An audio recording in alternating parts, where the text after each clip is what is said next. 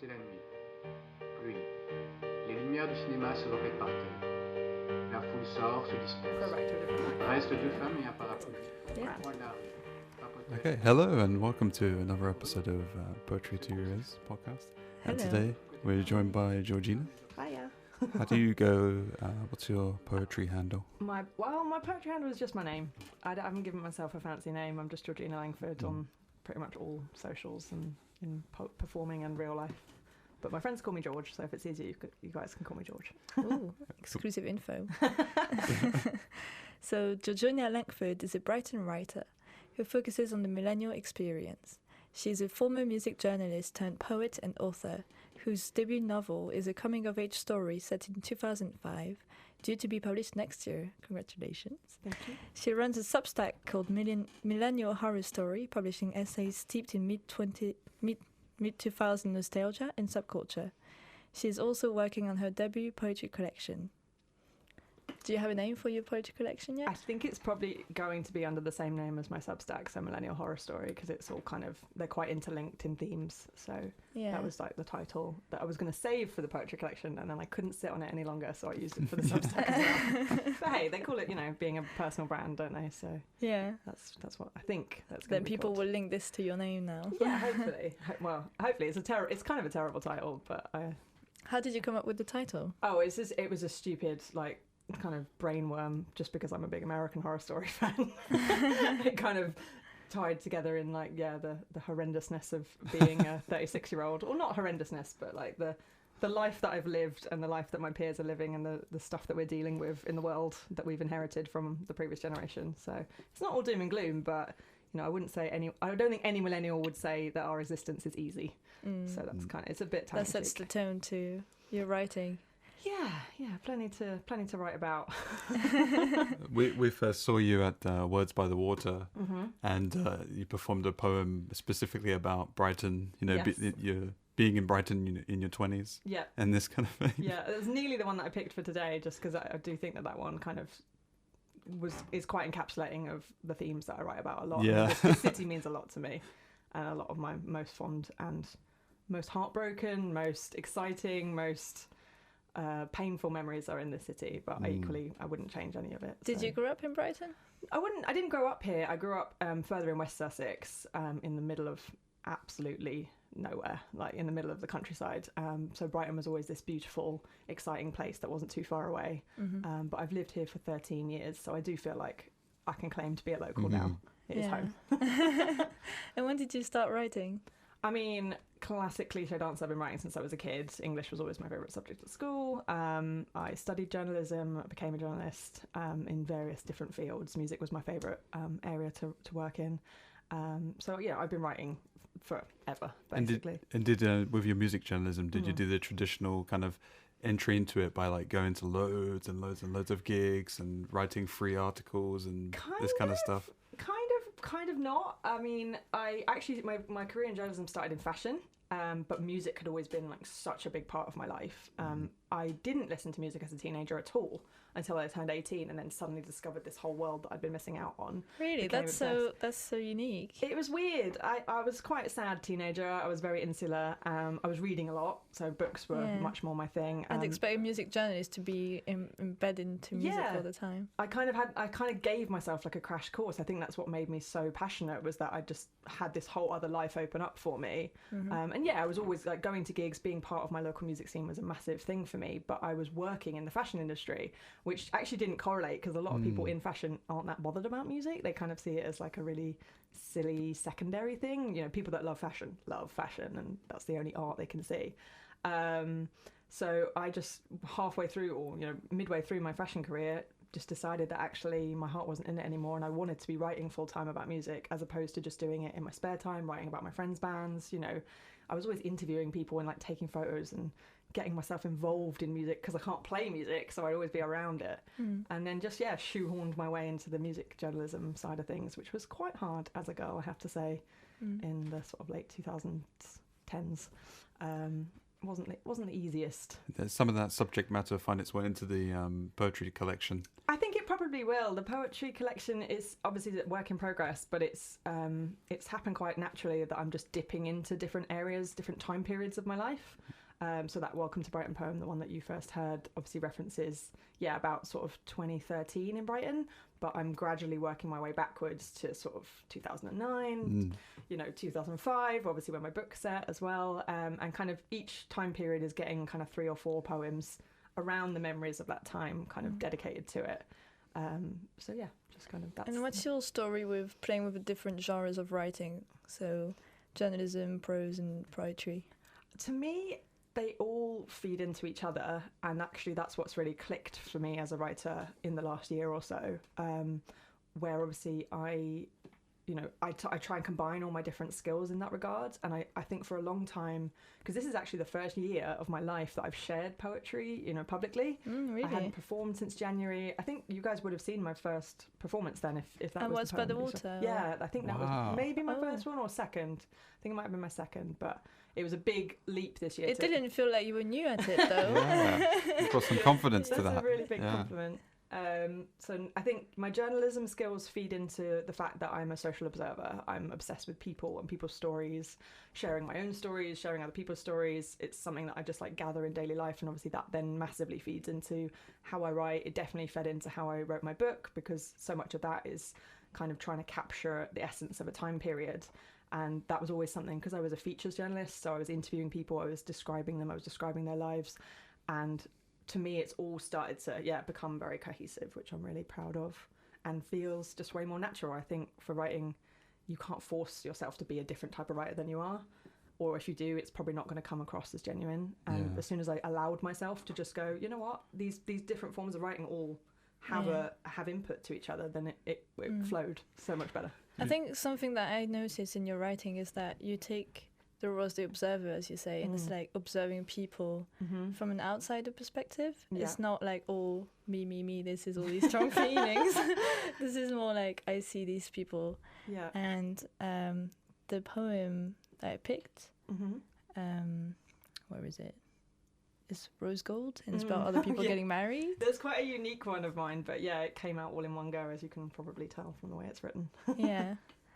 Shall we read it? You want to read it? You want me to read it? Read it. You have to take a deep breath, because it is all one sentence. So good luck. It's all one sentence? It's all one sentence. Oh, you sprung this on me. Oh, surprise. Okay, well, this is okay. First attempt. Yeah, we can do. Rose gold.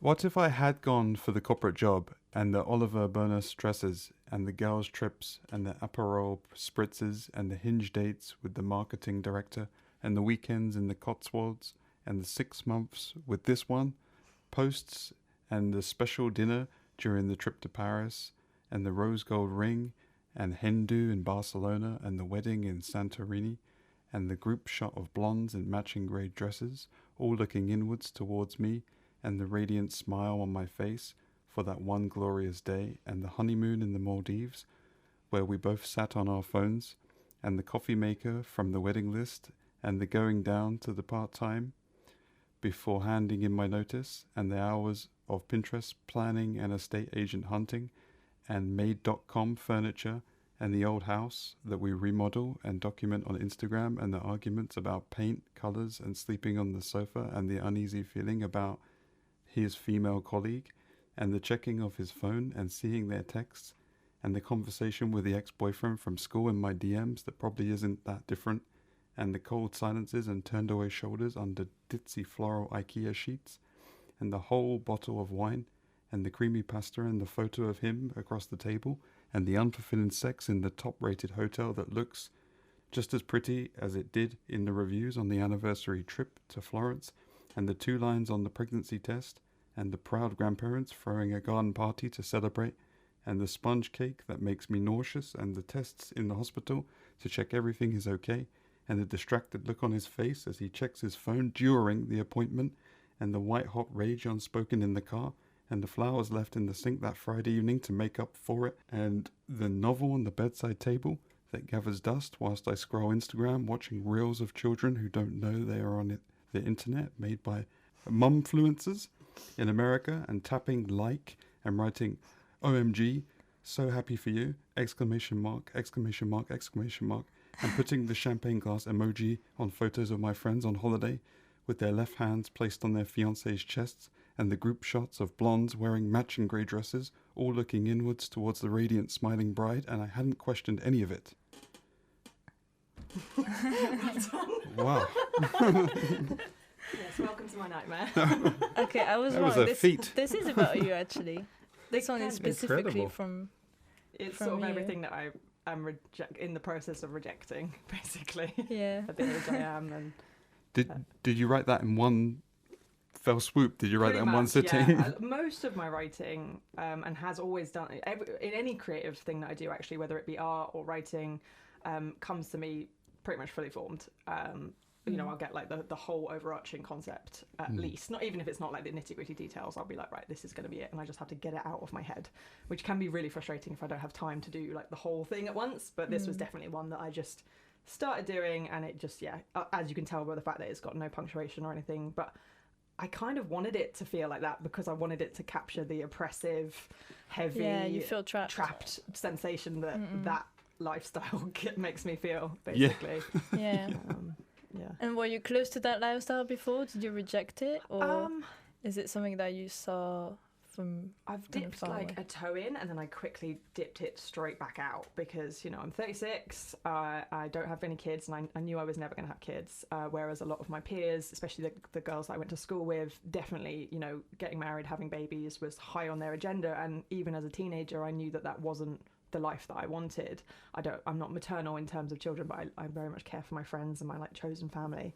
I was married, and then I just literally as of yesterday got my divorce finalised. But even that, you know, it was an amicable divorce, and I'm still very, very close friends with my ex-husband. But even when we were married, I started to feel very uneasy with the whole concept of marriage and the fact that as a feminist I had willingly partaken in it. So we were even contemplating getting divorced, but staying together as a couple, just so that I didn't have to be legally married anymore. But eventually it was the right thing for us to actually properly separate as well. But no, the more I understand about the legal marital system, the more I understand about the process of being a mother through my friends who have children, who all love them dearly, obviously, but like how much that impacts their lives, and how much more I understand about capitalism and materialism, and how it is basically, to me, a very empty, soulless existence. And I know that sounds, you know, very on my high horse and like a very privileged thing to say, but essentially I think the more and more of us that are waking up to the fact that that kind of checklist tick box life of find someone, get married, buy a house, have a baby, go on holiday, you know, work your 9 to 5, get ill, die, basically, it seems to be the way that our government in particular wants us to live. And I really hate that, basically. And I think a lot of people are only realising that there are other ways to live, perhaps when it's too late. You know, people that have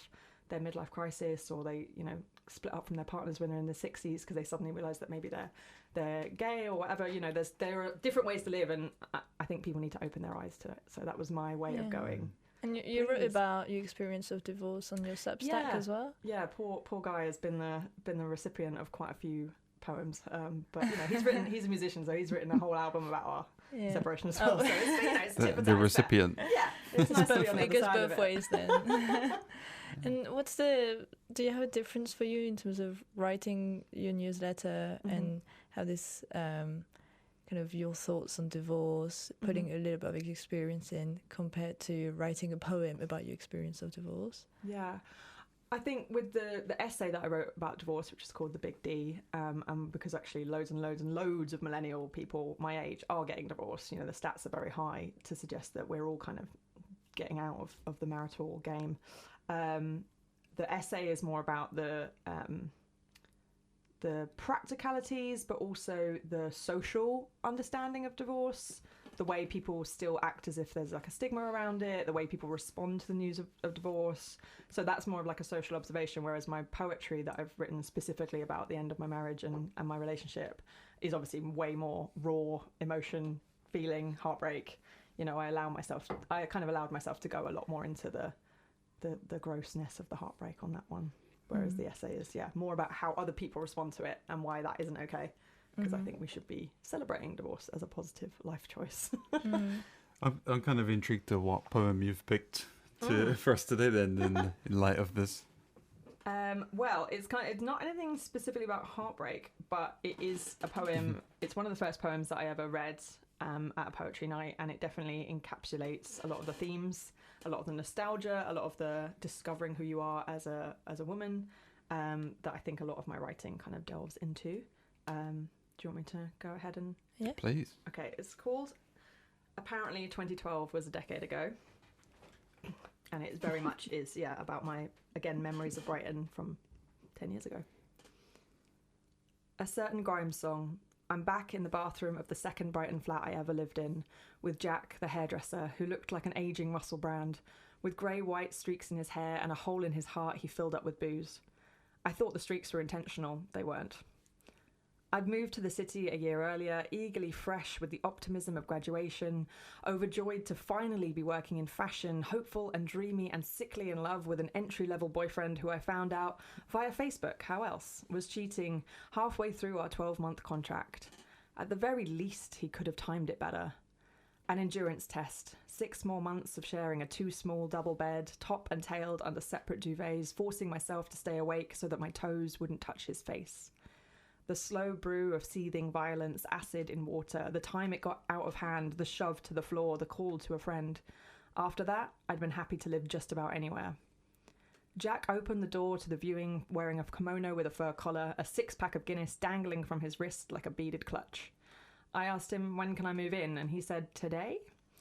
The light in that bathroom was always heaven, streaming in golden on summer afternoons, scented shower steam lingering damp into mildewed speckles.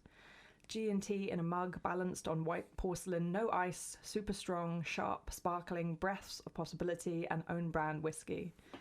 Crying in the bath over Amy, nothing he dates, working too late, crying on the train, at work, over the washing up, in the biscuit and crisps aisle of the co-op, cheap fusilli and frozen pizza, black around the edges where I leave it in too long. An editor at 26 at MTV. Oh wow, that's so cool, they say, while I trade booze for sleep and pick my face into a map of anxiety. Nothing Mac Studio Foundation can't fix. Cigarettes on the fire escape, joints for Jack, black paint shipping under our hands and feet, the glitter of lights and kitchen table haircuts at 2 a.m. Come on, darling, let's chop it all off. I'm going to make you look like Courtney Love. Fuck the night, this is our time. MIA on repeat as we dance around his bedroom, a 2-person rave. Bad girls do it right. A gathering of goddesses around that same table, a birthday party seemingly sponsored by American Apparel, thick stretch velvet sucking in every unknowable wobble, disco pants, the sexiest item of clothing you'll wear in your entire life, until you have to take them off. Waistlines wet with sweat, peeling sticky sweet between our thighs, bruises on our ankles and knees from wearing towering litres on cobbled Soho streets. Jack flitting around friends like a frisky fly, hovering and hopeful till he's batted away. Tonight is not a night for boys or for men. It is for Vietnamese food and cocktails and love affairs that only last the length of a nightclub queue and gobs of birthday cake in bed, sneaking back out to go dancing at 4 a.m. Of the 8 women there that night, only 3 of them are still in my life. A normal week. Home on the 7:05 VIC to BTN. We're up here, darling. A skinny girl balanced on Jack's knee, feeding him sips of wine. She's young, all white tights and big eyes.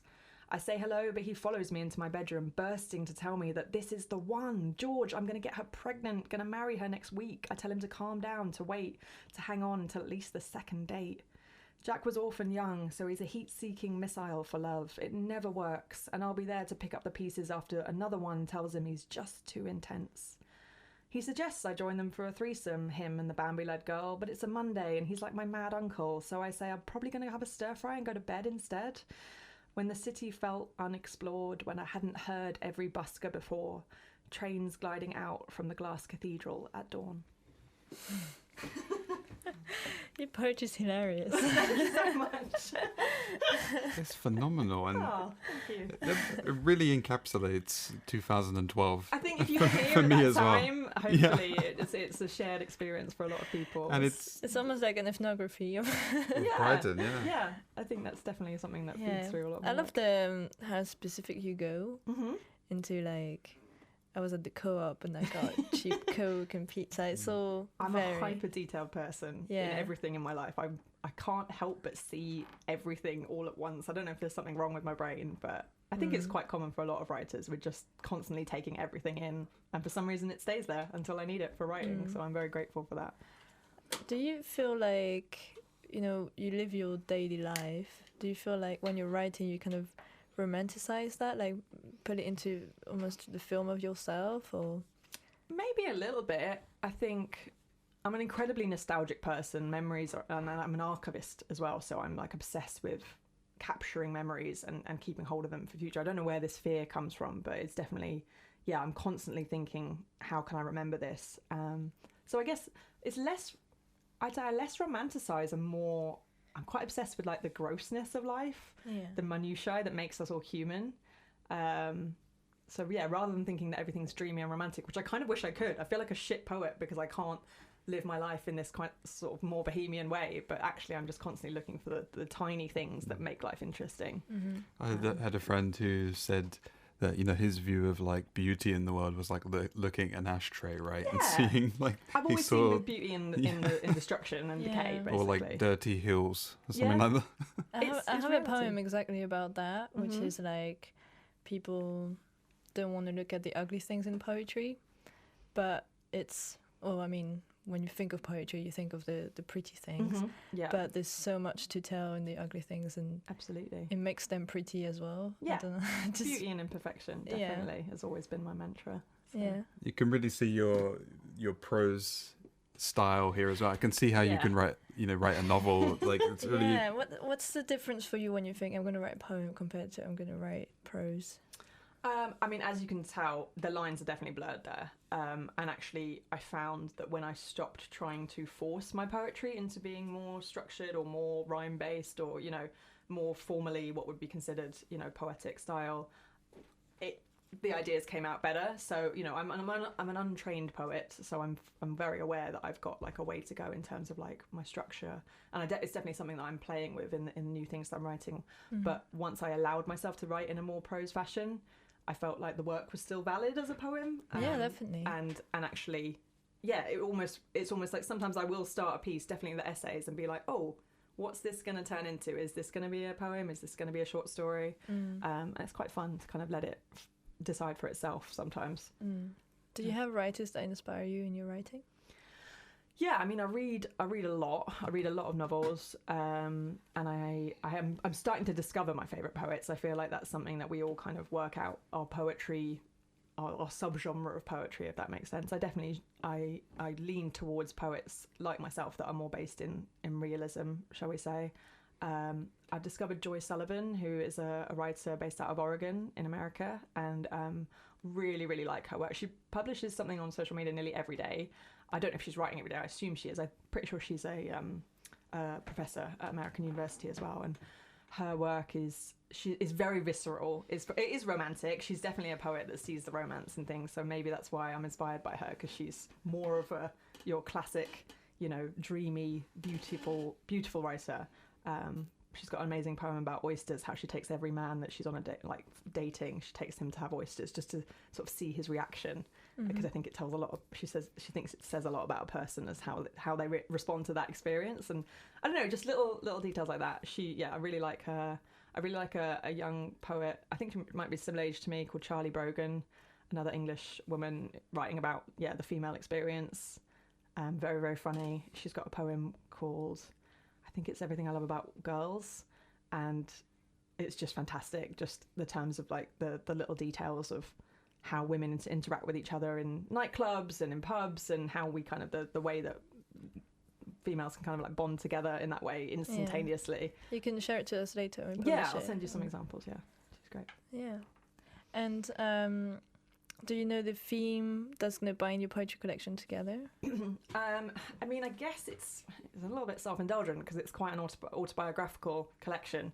In, like I said, it's sort of starting maybe sort of mid-2000s right up to the present day, and just dipping into different areas of my life. So just, trying to encapsulate the quite weird life that I've led through poems. And the themes will definitely be, womanhood, millennial experience, self-worth, self-esteem, just the general existence of, I guess, being in the UK as well. It's very British. I consider myself a very British writer. because I think this country gives us so much to write about, and the cities that we exist in. I see that. Yeah. This is why I say it's like an ethnography for me as being French. Yeah. It's like, oh, here it is. You how do you find the performance aspect of poetry? You seem like a natural, actually. I feel very lucky in that public speaking has never been something that's bothered me. Even like at school, I liked reading out in class. I had no idea until this year how I was going to find performing poems. I was very nervous the first one I ever did. Really, like my hands were shaking, classic, like adrenaline. And then I did that first one. And I was like, oh wow, like this is great. Like it feels so lovely as a writer to be in a room and actually be connecting with people who are understanding your work or having their own response to your work. It's, for me, I definitely, classic millennial, thrive off external validation. So it was an important step that I needed to take in my own self-belief as a writer. But yeah, I love it. I mean, it can be awful. I had a terrible experience in the middle of the summer where I really bombed badly at a poetry night. It was a poetry competition. It was a slam. It's actually put me off ever doing slams again. Tell us about it. What happened? Oh, it was so close. Give us all the nitty-gritty detail. It was a good learning experience. Well, I was very proud of myself because I'd gone to Hammer and Tongue's poetry slam, and I had no idea that they were such a big organisation or had quite a big presence in the poetry community. And it was my first ever poetry slam, where obviously you get judged like Strictly Come Dancing, which is horrible. And I won it, my first ever one, which was like, I guess, a bit of beginner's luck maybe. With that, welcome. Is that the bad news, or is well, something no. coming So out? I won that, which means that you then go straight through to like the semi-final, which is like of everyone that wins the slams over the weeks. Then you do the semi-final together, and the winner of that performs at the Royal Albert Hall. So no pressure for like my first ever year performing poetry. So I go to this semi-final, which was at the Brighton Amphitheatre, the outside theatre, in the summer, and I don't want to, badmouth the sound guy, but the microphone wasn't very good, and it was a windy day. And I was a very different poet to the others that were performing that day. A lot of the other poets' work was either much more comedic, almost more like stand-up comedy. But we talk about that all the time. Yeah, where it's like live of a bit. Yeah, like live. Yeah, exactly. Like live, the comedy always seems to trump everything else, And right? I always feel everyone likes intimidating to be about made performance poetry because my poems aren't funny. So. Yeah. It's a hard one. It's a harder one to like get across, definitely. Yeah. So yeah, I was up against other people that were either writing about very explicitly about mental health stuff, which obviously also a lot of people could connect with, or this much more comedic. Or the winner actually of the night was a person called Spiff Richard, who's quite well known in Brighton because he's an incredible like improv, almost more of an MC than a poet. I think he himself would call himself that. And again, very crowd pleasing because he's like an amazing performer. I'm not saying that essentially I was voted I was the first one to be knocked out, and it really knocked my confidence. So who judges then? Well, it's a slam is just random people from the audience that are just picked out by the hosts, and they hold up their scores. And I guess I just got people that didn't get my poem about having sex dreams about Harry Styles and why that was all tied into the fact that I was having long COVID. It was, they didn't get it. They didn't get it. Not for but then everyone. I did it at Words of the Water the following week, and did you do that poem? Yeah, I did the same poem, and everyone loved it. So yeah. it just kind of it depends on the crowd sometimes. Exactly, it was a good lesson for me because I was like, oh my god, I'm shit. Yeah, I did a poem like that. It was a fair one crowd, and then I did another one, and they liked it. Like my boyfriend tried to put his arm around me like at the competition when I'd like bombed, and I was like, don't touch me, don't touch me, don't look at me. So, well, at least it hasn't put you off performing at all. No, it made me, if anything, it was like, right, don't be, okay, this comes naturally to me, but it doesn't mean that I've got this. I've still got to still got to earn the respect of everyone that you perform to. When did you bomb the most? It was my poem about I'm not a true artist, and it was quite long. It was quite a long poem, so you need to hold people's attention for a long time, and I was going through bits and pieces and stuff, and then I think I performed it a bit differently the next time. Yeah. So yeah, you learn through performance. You do. It's incredible. Yeah. If someone's listening to this podcast and they're like, Georgina's awesome. Thanks. Where can they hear more about you? Well, my Instagram is a good place to start, obviously. I have a main Instagram, which also features my artwork because I'm a tattooist by day, writer by night.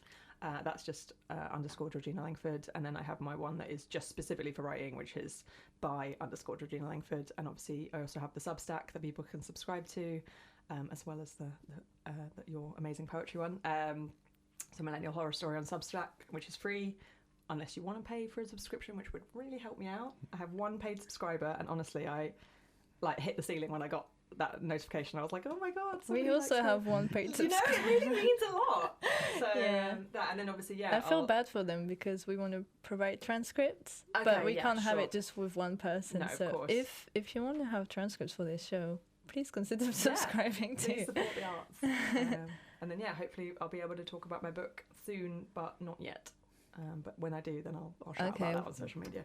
So we're keeping this conversation. So we're keeping the suspense then for your book. Yes, unfortunately, that's all I can really say at the moment. But Okay. Yeah. Amazing. And you'll be performing live some point soon? Yeah, I've got I haven't got tickets yet, but hopefully Rebel Soapbox at the end of this month. I'll definitely sweet. be at the Next Words by the Water. What's the date on that? I believe it's the 24th, but don't quote me on 24th of November, I Yeah, I think. think Yeah. it's always the last Thursday of the month. So Yeah, and What's by the Water must be 23rd then, or... yeah, normally that's the Wednesday, isn't it? So yeah, I'll just be at the local Brighton, the Brighton ones, definitely. Sweet. Yeah. So stay tuned for the date. Amazing. Thank you for listening. Thank you so for having much. Yeah, thank you for being on the show. I dropped that one. Yeah, cheers. Papotage féminin. La brunerie secoue ses cheveux. De l'autre côté Thank de la you rue, for listening to l'homme Poetry les to Your observe, Ears. de droit, de dos. This podcast is published as a newsletter on Substack. Pour les imprévus. All of our content is published for free, but if you would like to support our work, you can become a paid subscriber. This will help us support transcripts for the deaf and hard of hearing community, and anyone who would benefit from reading the podcast alongside hearing it. You can also support us for free by rating the show on Spotify and Apple Podcast, or writing a review on Apple Podcast. Share the show with your friends, fellow poets, and poetry lovers. If you want to interact with us, you can follow us on @poetry2yourears on Instagram and @poetry2 on Twitter, or you can also write a comment on Substack. If you're American and you're listening to us, send us a message. Half of our listeners are American. We'd love to hear from you. Until next time!